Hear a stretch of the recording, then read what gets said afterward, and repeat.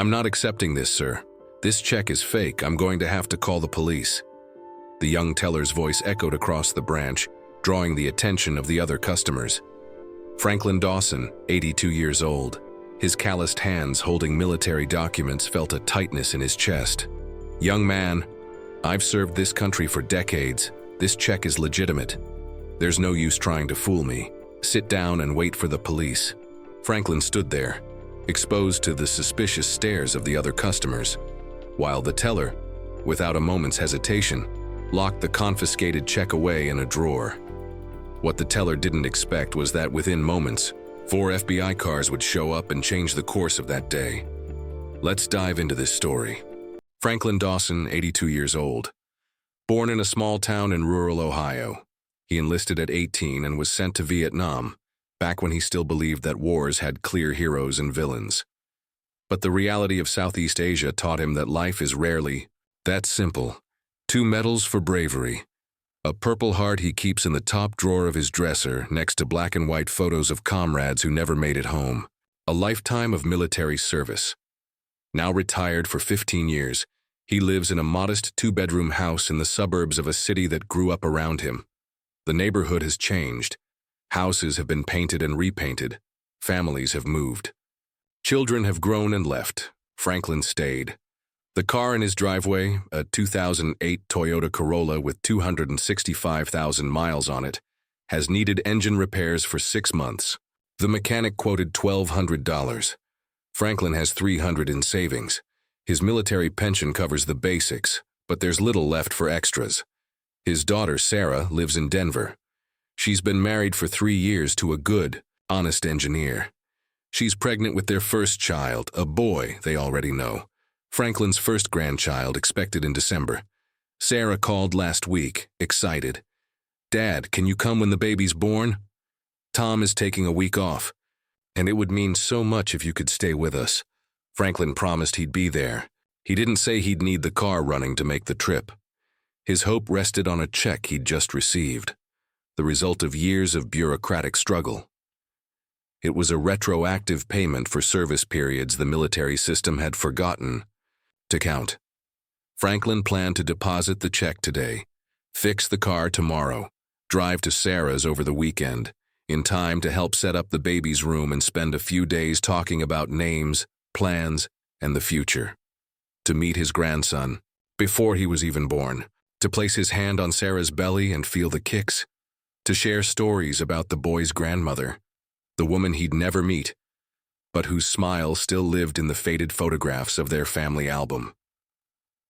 Some plans are simple. That doesn't make them any less meaningful. In fact, it makes them all the more precious. The bank branch on Elm Street looked bigger than Franklin remembered. The chairs had been replaced. Now they were blue instead of green. The counter had been modernized with digital screens and glass partitions. The familiar scent of old wood and leather had given way to the smell of paper and new carpet. He'd been a customer there for nearly 40 years.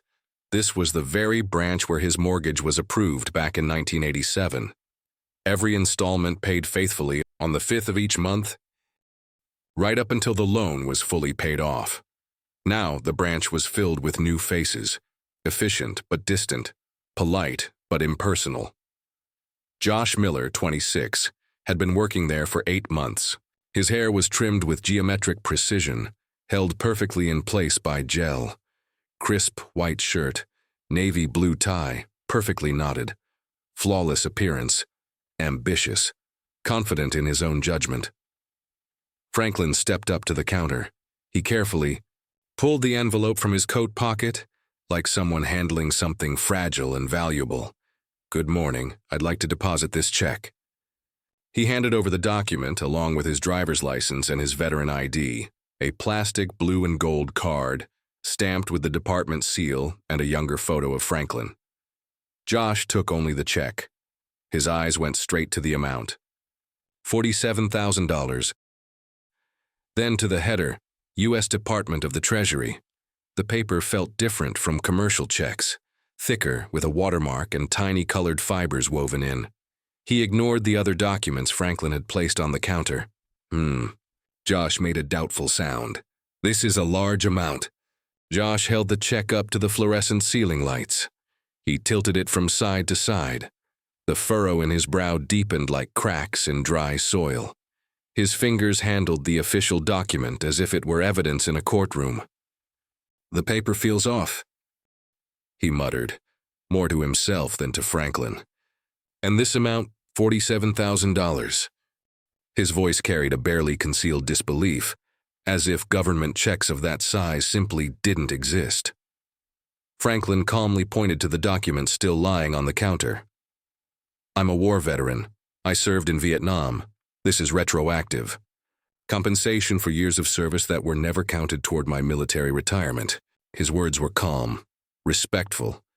Decades of military discipline had taught him that clear, respectful explanations resolve most misunderstandings. Josh didn't even glance at the documents. "Sir, I've been handling financial transactions for 8 months. I've seen plenty of fraud attempts. This check doesn't look legitimate." The statement dropped like a stone in a still lake, and the ripples spread in widening circles of disbelief. Franklin felt something cold form in his stomach. The sensation that his experience, his credibility, even his identity, were being questioned by someone who lacked the knowledge or authority to do so. "Josh," Franklin said, keeping his voice low and composed, "I've been banking at this branch for almost 40 years. You can check my record in the system. I've never had issues with documentation." Josh typed something into the computer. His eyes skimmed the screen. "I see you've been a long-time customer, but that doesn't change the fact that this document looks fake."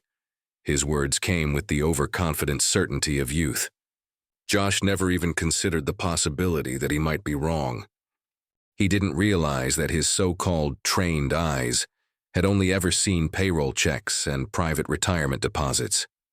He had never seen authentic military documents, never dealt with the complex bureaucracy of veterans' benefits. Franklin felt the first flash of irritation. "Can I speak to the manager?" "The manager won't change my assessment." "I'm not accepting this, sir. This check is fake. I'll have to call the police." The young teller's voice echoed through the bank, drawing glances from nearby customers. "Young man, I've served this country for decades. That check is real. You're not fooling me. Sit down and wait for the police." Franklin remained where he was, exposed to the suspicious stares of everyone around, while the teller, without a moment's hesitation, locked the check away in a drawer. "I'm holding this check for the proper authorities." Franklin felt the blood drain from his face. "You can't confiscate my check." "I can, and I will. It's standard protocol in cases of suspected document fraud." Josh picked up the desk phone. He dialed the police with theatrical precision, holding eye contact with Franklin as if confronting a dangerous criminal. His voice echoed across the now silent branch. Other customers stopped talking. Employees stopped typing. All eyes turned toward the counter, where Franklin Dawson was being treated like a suspect. Franklin sat in silence. He felt the weight of their stares. He heard the whispers. He saw fingers discreetly pointing in his direction. The veteran who had survived ambushes in Vietnam, who had faced enemies armed with AK-47s and grenades, was now being publicly humiliated by a 26-year-old bank employee who had never left the county he was born in. "Josh, what's going on here?" The branch manager appeared, a middle-aged man named Robert Chen. His tie was loose, sleeves rolled up, the look of someone who'd spent the entire day putting out fires, and had just found another one. He'd been working at the branch for 5 years. Chen looked from Franklin to Josh, then down at the phone still in the younger employee's hand. "This young man is holding my U.S. Treasury check on suspicion of forgery," Franklin explained calmly, "and he called the police." Chen frowned. "May I see the check?" Josh hesitated. "I already assessed the situation. The document is fake." "Josh, let me take a look." Reluctantly, Josh opened the drawer and handed the check to the manager. Chen examined it carefully. "Mr. Dawson, let's handle this calmly, but we can't accept this check at the moment, not until we've verified it." "I'll take care of it another way." Franklin reached into his pocket and pulled out his phone, an old, no-frills model he mostly used to call Sarah on Sundays. He scrolled through the contacts, looking for a number he hadn't dialed in a long time. Henry Rhodes. a former subordinate from military intelligence. Back then, he'd been a brilliant, 28-year-old analyst, a specialist in intercepted communications and data analysis. Franklin had been his mentor, his commanding officer for 18 months of joint operations. Henry owed his career to the captain's guidance. It was Franklin who trained him in field analysis, Franklin who recommended him for promotion. Today, Henry Rhodes held a high-ranking position in the federal government, Deputy Director of Special Operations at the Department of Homeland Security, a role with enough influence to move mountains when needed. Franklin had never asked for favors. Not once had he used his military connections for personal gain. In 15 years of retirement, he had never called on former subordinates for help or special treatment. His hands trembled slightly as he dialed. Today would be different. When justice fails at the most basic levels of society, sometimes the only way to restore it is to reach out to those with the power to make it right. Sometimes that's the only way to remind the world what respect looks like. Henry Rhodes answered on the second ring. His voice sounded professional, busy, but it immediately softened when he recognized who was calling. Franklin Dawson? My God, Captain, it's been ages. How are you? The familiarity in Henry's voice brought a wave of relief. Even after all these years, the bond was still there. Some relationships forged under fire never break. Henry, I hate to bother you, but I need urgent help. I'm being accused of fraud for trying to deposit a legitimate U.S. Treasury check. The bank employee confiscated it, refused to give it back, and called the police. Silence on the other end of the line. Say that again. Slowly. Franklin explained everything methodically. The retroactive compensation check, Josh's unfounded suspicion, the public humiliation, the call to the police. Where exactly are you? First National Bank, Elm Street branch. I've known this place for 40 years. Don't move, don't speak to anyone until my team arrives. I'll have this handled within minutes. Back on the 18th floor of a federal building in Washington, D.C., Henry was already making 3 phone calls at once. His assistant patched one line through to the office of the comptroller of the currency. He personally dialed the U.S. Department of the Treasury. A third line automatically connected to the regional FBI field office. Henry Rhodes held a position that could bulldoze through bureaucratic walls.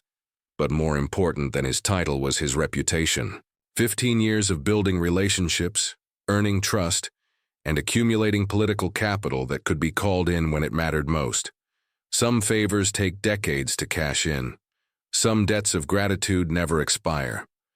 Henry's 3 phone calls produced immediate results. Office of the Comptroller of the Currency. We're dispatching a supervisory team right now. U.S. Department of the Treasury. The check is legitimate. We have the full transaction on record. We'll investigate why it was flagged. FBI.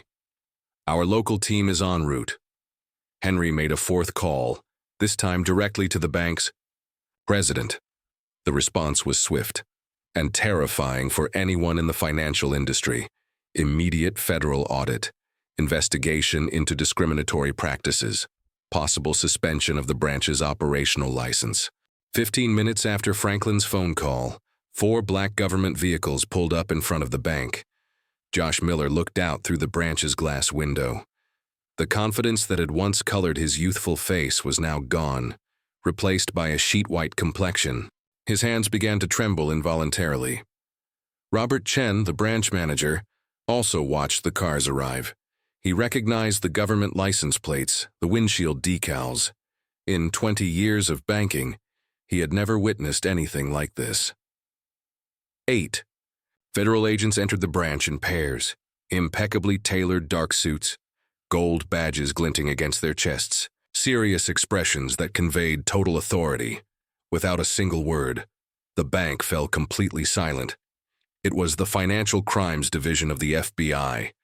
Where is Mr. Franklin Dawson? Franklin raised his hand discreetly.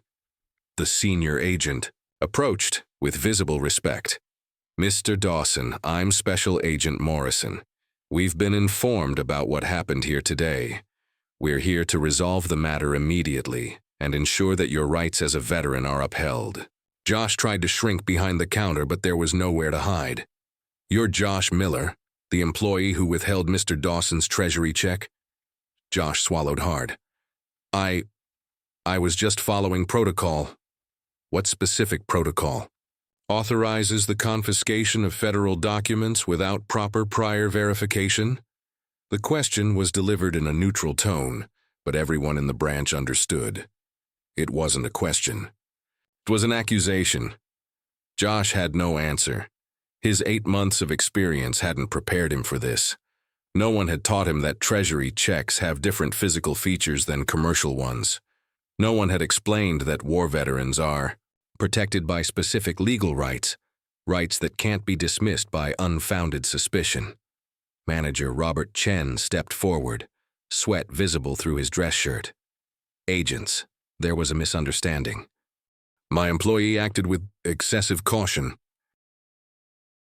"There was no misunderstanding," Agent Morrison interrupted. "There was gross negligence in the handling of federal documents and possible discrimination against a war veteran based on personal bias." A second agent stepped closer to Josh. "Mr. Miller, I need to ask you a few questions. Did you review Mr. Dawson's banking history before accusing him of fraud?" "No." "Did you consult your supervisor before withholding the check?" "No." "Did you attempt to verify the authenticity of the document through official Treasury channels?" "No." "Mr. Miller, how many high-value government checks have you processed during your 8 months here?" "None." "Did it ever occur to you that your assumptions might be wrong? That perhaps an 82-year-old man who's been a customer here for 40 years deserved the benefit of the doubt?" Josh remained silent. "So your decision to confiscate a federal document and call the police was based on what, exactly?" The question hung in the air. Josh had no answer, because there was no defensible answer. He had acted out of prejudice, youthful arrogance, and ignorance of proper procedure. The other customers watched in horrified fascination. The man who minutes ago had been treated like a criminal was now being spoken to with dignity and respect by federal agents. The reversal of power was so dramatic it felt surreal, but it was entirely real. Josh Miller was escorted to a private conference room on the second floor of the branch. 3 federal agents accompanied him. None of them raised their voices. They didn't need to. "Mr. Miller, you violated multiple federal banking protocols. You confiscated government property without authorization. You subjected a war veteran to public humiliation based on unfounded suspicion, and you wasted law enforcement resources on an unnecessary call. Effective immediately. You are suspended without pay. A full internal investigation will be conducted by the Department of Labor. Depending on the findings, you may face charges for discrimination and professional misconduct." Josh felt his world collapse. Career plans, dreams of promotion, all evaporating in a single afternoon. "But I was trying to protect the bank." "Mr. Miller," the senior agent interrupted, "protecting the bank means following proper procedures, not creating situations that expose the institution to federal lawsuits for discrimination." Downstairs, agents were reviewing records. The check was photographed, scanned, and verified against federal databases in real time. In under 10 minutes, they confirmed what Franklin had known all along. The document was completely legitimate. Robert Chen tried to contain the damage. "Mr. Dawson, on behalf of the bank, I want to sincerely apologize for what happened. This was a serious error. We'll do everything we can to make it right." "Mr. Chen," Agent Morrison cut in, "Mr. Dawson will decide how to proceed. Our investigation will determine whether there was a violation of federal civil rights." Franklin remained silent. Decades of military leadership had taught him when to speak and when to let events unfold on their own.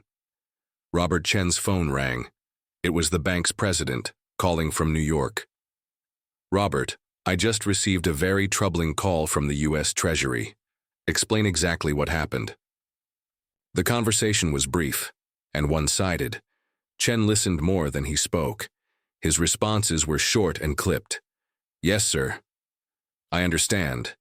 It will be done immediately." When he hung up, His face had gone even paler. "Mr. Dawson, the bank would like to offer compensation for the inconvenience you experienced. Immediate deposit with no fees. A lifetime premium account at no cost." Franklin considered the offer in silence. "I'm not looking for financial compensation," he said finally. "I want assurances that this will never happen again to any other veteran." 1 week later, Franklin received an envelope from the bank branch. Inside was a handwritten letter. "Mr. Dawson, my name is Emma Johnson. I'm the new Veteran Affairs Relationship Manager at this branch, a position created specifically after last week's incident. I'm the daughter of a Vietnam veteran. I grew up hearing stories about men like you, men who served when the country called, often without glory or proper recognition. All employees at this branch now receive mandatory training on government documents and veterans' rights. We've also implemented new protocols requiring supervisor review before taking any such actions. I know this doesn't undo what happened, but I hope it helps prevent similar misunderstandings in the future. With respect and gratitude, Emma Johnson." December arrives with the season's first snowfall. Franklin drives his newly repaired Toyota Corolla down the road toward Denver. The engine purrs softly, like a contented cat. The miles pass quickly, carried along by old songs on the radio, and the memories of a well-lived life. Sarah greets him at the door, her belly round, her smile bright enough to light the whole house. "Dad, I'm so glad you made it. Tom's finishing up the baby's room, and I couldn't wait for you to see it." The room is small but warm and welcoming. Walls painted light blue, a crib made of pale wood, mobiles with tiny airplanes and clouds. On the wall hangs a framed photo. Franklin in uniform, young and serious, holding a 2-year-old Sarah in his arms. "We want our son to know his grandfather from day one," explains Tom, a devoted son-in-law who treats Franklin with the kind of respect some bank employees never learn to show. On the night before the birth, Franklin is asleep in the guest room when Sarah knocks on the door at 3 in the morning. "Dad, I think it's time." The hospital is quiet in the early hours. Franklin waits in the lounge, flipping through magazines without reading a word, watching other families in moments of transition. At 6:43 a.m., Tom enters the room, eyes filled with tears. It's a boy. Franklin walks into the room where Sarah holds a tiny bundle. The baby's face is red and wrinkled, but his eyes are wide and alert, already cataloging this strange new world. "Dad, meet William Franklin Thompson." "Willie, this is your grandfather." Franklin extends a finger. The baby grabs, with surprising strength for someone who's been in the world only a few minutes. "Hello, Willie," he whispers. "I'm your grandpa, and I've got a few stories to tell when you're older." The baby seems to listen. His little eyes lock onto Franklin's face with a focus that completely disarms the old veteran. "You know, Willie, the world can be complicated sometimes. Some people will judge you before they know you. Others will question your word even when you're telling the truth. But here's the secret. Treat everyone with respect, keep your dignity, and when necessary, don't be afraid to fight for what's right." Sarah smiles through tears of exhaustion and joy. "He's listening, Dad. Look how calm he gets when you talk." Franklin gently rocks his grandson. The baby yawns and closes his eyes, completely at peace in his grandfather's arms.